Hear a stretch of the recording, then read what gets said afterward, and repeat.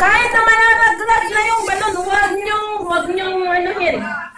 Huwag niyong hawakan. Bumalik kayo pag nalaglag dito, bumalik doon. Hindi yan puputok. Huwag niyo na mapuputokin.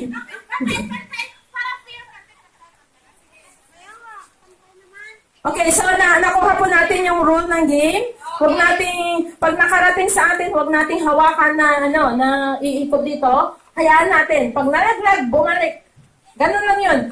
Don't worry, hindi po tayo... Okay na ba yung chair? Kapag nalaglag, kunin ko, babalik ako dito. Yes. Hindi, balik ka lang na umikot.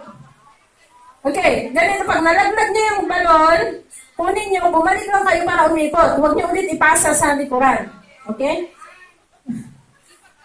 Ingatan niyo po yung balon niyo na hindi pumutok. Okay. Ready na kayo? Okay.